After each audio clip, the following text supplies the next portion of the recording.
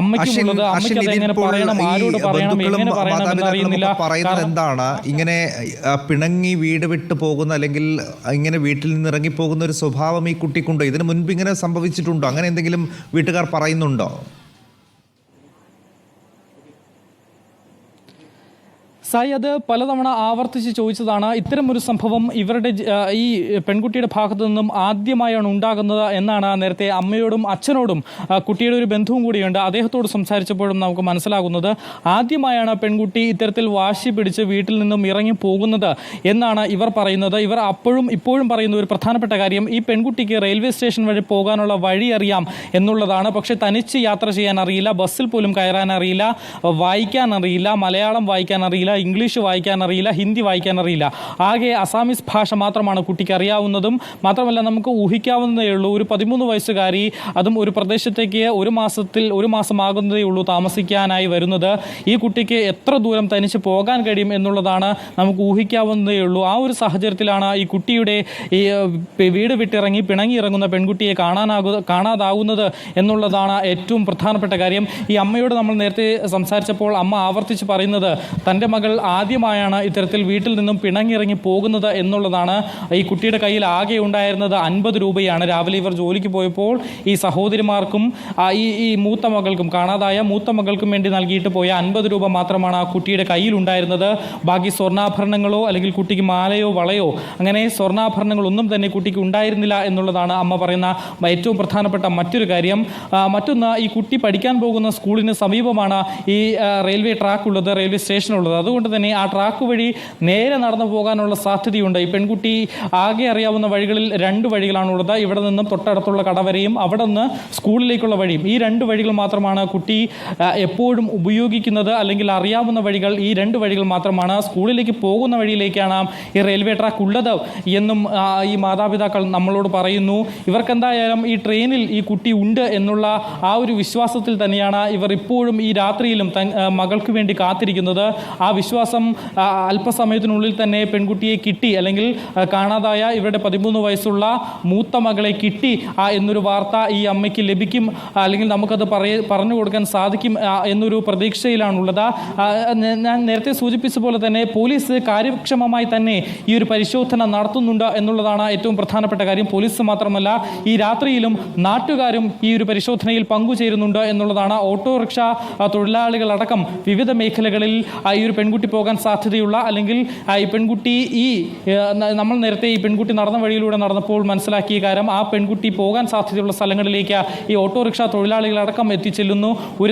ഒരു പെൺകുട്ടി 13 വയസ്സുള്ള പെൺകുട്ടിയെ കണ്ടെത്തുന്നതിനായി കൈകോർത്തിറങ്ങുന്ന ഒരു സാഹചര്യം. പക്ഷേ ഇത്രയും പേർ ഇറങ്ങിയിട്ടും ഈ കുട്ടിയുടെ യാതൊരു വിവരവും ഇത്രയും നേരമായി കണ്ടെത്താൻ കഴിയുന്നില്ല എന്നുള്ളതാണ് ഏറ്റവും വിഷമകരമായ ഒരു കാര്യം. കാരണം രാവിലെ 10 മണിയോടുകൂടി അല്ലെങ്കിൽ 9:30 വീട്ടിൽ നിന്നും ഇറങ്ങുന്നു, അമ്മയോടും സഹോദരിമാരോടും പിണങ്ങി ഇറങ്ങുന്നു.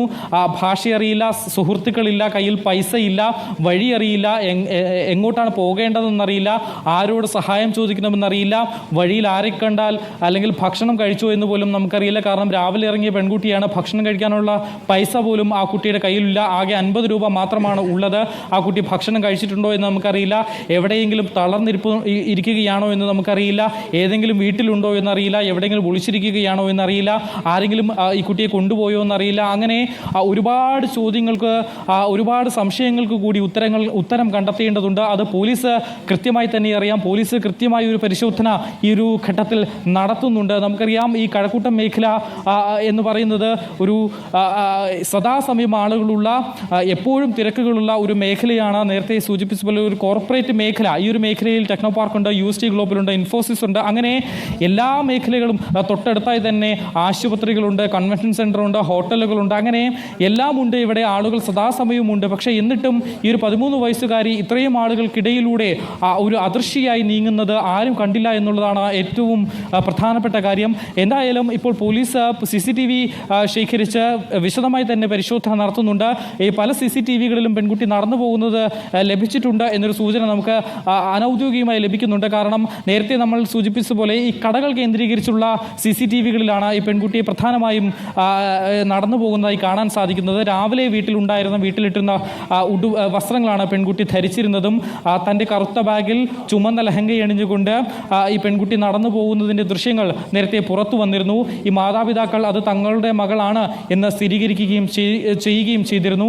അങ്ങനെ ഈ പെൺകുട്ടിയുടെ ഫോട്ടോ അടക്കം പോലീസ് പുറത്തുവിട്ടിട്ടുണ്ട്. കാണുന്നവർ എന്തെങ്കിലും വിവരം ലഭിക്കുന്നവർ അറിയിക്കേണ്ട നമ്പറും പോലീസ് പുറത്തുവിട്ടിട്ടുണ്ട്.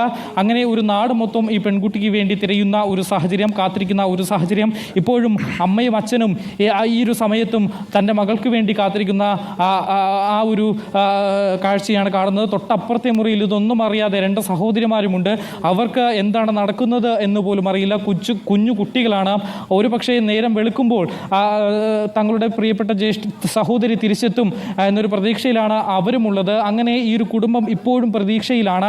ആ ഒരു ട്രെയിനിൽ തന്നെ കുട്ടി ഉണ്ടാകും, അല്ലെങ്കിൽ ഈ പരിസരത്ത് എവിടെയെങ്കിലും തന്നെ കുട്ടി പിണങ്ങി മാറി ആളുകളെ ഒന്ന് പേടിപ്പിക്കുന്നതിന് വേണ്ടി മാറിയിരിക്കുന്നുണ്ടാകും എന്നൊരു നിഗമനത്തിലാണ് ഈ കുടുംബമുള്ളത്. അവരിപ്പോഴും ഉറച്ചു പറയുന്നത് പെൺകുട്ടിക്ക് റെയിൽവേ സ്റ്റേഷനിലേക്ക് വരെ പോകാനുള്ള വഴി അറിയാം എന്നുള്ളതാണ് ഇവർ പറയുന്നത്. കാരണം ഈ പെൺകുട്ടിയെ സഹായിക്കുന്നതിനായി മറ്റാരും തന്നെ ഇല്ല എന്നുള്ളതാണ്. ഇവർക്ക് മറ്റു ബന്ധുക്കളോ ആരുമില്ല, സുഹൃത്തുക്കളില്ല എന്നുള്ളതാണ് ഏറ്റവും പ്രധാനപ്പെട്ട കാര്യം. ഇവിടെ വന്നിട്ട് 25 ദിവസമാകുന്നതേ ഉള്ളൂ. 25 ദിവസം കൊണ്ട് ഈ കുട്ടിക്ക് ഇവിടുത്തെ ഈ പ്രദേശമോ വഴിയോ ഒന്നും അറിയില്ല, ആളുകളെ അറിയില്ല. പക്ഷേ ഈ ആളുകൾ ഇപ്പോൾ ഈ കുട്ടിയെ തിരിച്ചറിയാനായി എല്ലാ ദൃശ്യമാധ്യമങ്ങളിലും ഈ കുട്ടിയുടെ ഫോട്ടോ അടക്കം വരുന്നുണ്ട്. പലർക്കും ഈ കുട്ടി നടന്നു പോകുന്നതായി കണ്ടു എന്ന് പറയുന്നവരുണ്ട്. പക്ഷേ ഇത് ഔദ്യോഗികമായി ഒരു സ്ഥിരീകരണം ഉണ്ടായിട്ടില്ല എന്നുള്ളതാണ്. ഇതിലിപ്പോൾ വീട്ടുകാർ തന്നെ പറയുന്നു കുട്ടിക്ക് അവിടെ പരിചയക്കാരില്ല, സ്ഥലങ്ങൾ അറിയില്ല. പക്ഷെ റെയിൽവേ സ്റ്റേഷനിലേക്ക് എത്താൻ ഈ കുട്ടിക്ക് എങ്ങനെ സാധിച്ചിരിക്കും? അങ്ങനെ ഒരു സംശയം ബലപ്പെടാനുണ്ടായ സാഹചര്യം എന്താണ്?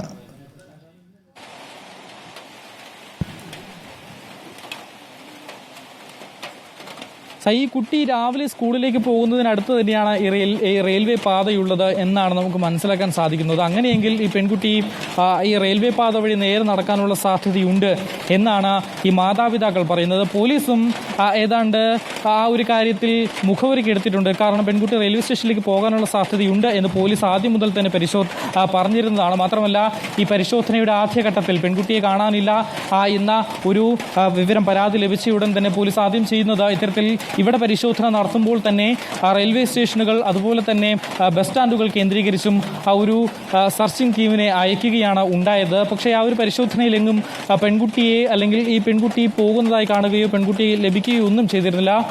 ഇപ്പോൾ ഈ തിരുവനന്തപുരം നഗരമധ്യത്തിലേക്ക് പരിശോധന വ്യാപിപ്പിക്കുമ്പോൾ ഈ കടകൾ കേന്ദ്രീകരിച്ച് പ്രത്യേകിച്ച് CCTV ദൃശ്യങ്ങൾ ശേഖരിക്കുമ്പോൾ ഇവിടെ ഈ കടകൾ തുറന്നു പ്രവർത്തിക്കുന്നു എന്നുള്ളത് പോലീസിന് സഹായകമാണ്. കാരണം ഇവർക്ക് എളുപ്പത്തിൽ ഈ CCTVകൾ ആക്സസ് ചെയ്യാനുള്ള മാർഗമുണ്ട്. പക്ഷെ പല കടകളിലും ഈ കടയ്ക്കകത്തുള്ള ആ ഒരു CCTV ദൃശ്യങ്ങൾ മാത്രമാണുള്ളത്. പുറത്തേക്ക് വെച്ചിരിക്കുന്ന കടകൾ കുറവാണ്. ആ ഒരു കടകൾ കേന്ദ്രീകരിച്ചാണ് ഇപ്പോൾ പ്രധാനമായും CCTV ദൃശ്യങ്ങൾ ശേഖരിക്കുന്നത്. ഈ ദൃശ്യങ്ങൾ അത് കണക്ട് ചെയ്താണ് കുട്ടി എത്താൻ സാധ്യതയുള്ള സ്ഥലങ്ങളിലേക്ക് പോലീസ് നീങ്ങുന്നതും. എന്തായാലും ആ ഒരു ട്രെയിനിലുള്ള പരിശോധന തുടരുന്നു എന്നാണ് മനസ്സിലാക്കാൻ സാധിക്കുന്നത്. ട്രെയിനിൽ ആ കുട്ടിയുണ്ട്, 13 വയസ്സുകാരി ഉണ്ട് എന്നുള്ളതാണ് ഇപ്പോൾ ഈ കുടുംബവും നാട്ടുകാരും പ്രതീക്ഷിക്കുന്നത്.